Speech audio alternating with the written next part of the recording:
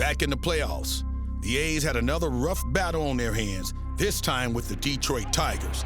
It took all 5 games, but they fought their way to their first World Series.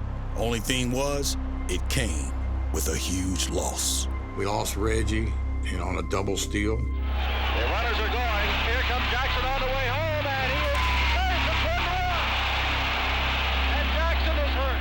I paid a price and can't play in the World Series, but maybe if I didn't score the run, we wouldn't be here. So we are here, and that's what does count.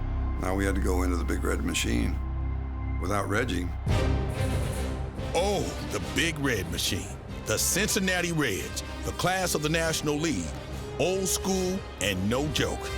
Loaded with big stars and big confidence, and favored big to just blow the A's out. I mean, you look at Bench, Tony Perez, Morgan, Pete Rose, these guys are Hall of Famers. Welcome to Game 1 of the 1972 World Series. They have contrasting styles. The A's look different. They're the mod gang. Cincinnati demands its players the businesslike approach and look. It was billed as culture versus counterculture. The hair against the squares, I think they called it. Hairs against the squares. We weren't squares, but Tony Perez, Johnny Bench, Joe Morgan, Davey Concepcion, they're not long-haired guys. That's just wasn't in their DNA. We weren't given much of a chance against the big, bad Cincinnati Reds, but... It's not what you look like, it's if you can play. Gone, a home run for Gene Tennis. And the A's grab the lead. To see Gene Tennis do what he did, he had only hit 5 home runs all year. Tennis sets a series record with round trippers his first 2 times up. And man, alive, he hit 2 in the first game. Gene Tennis had been the backup catcher most of the season. But as the starter in the World Series, he got hot. And in a series where 6 of the 7 games would be decided by just 1 run, every one of them would matter. I've never experienced a week like that, 7 games like that. It's never happened again. Gene Tennis now is the first catcher to hit 4 homers in a World Series. I mean, that was unbelievable. 7 games where you're looking at a ball and it looks like batting practice, pitched to you. Gene's big series wasn't all roses, though, thanks to a scary situation with an angry Reds fan in Cincinnati before Game 6.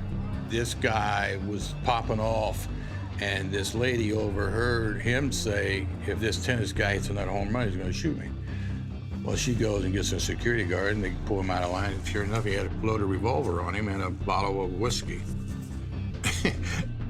I'm with the FBI the rest of the series. But the funny about the whole story is, I get a letter from this guy 10 years later. Apologized, paid his dues, went to jail. About that one.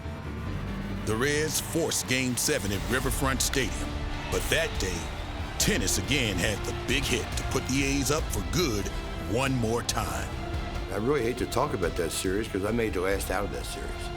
I hit it to left center off of fingers, and Joe Rudy ran it down. I was over there and got the ball, and we were just jumping up and down, screaming. We couldn't believe that we had won the World Series against the Big Red Machine.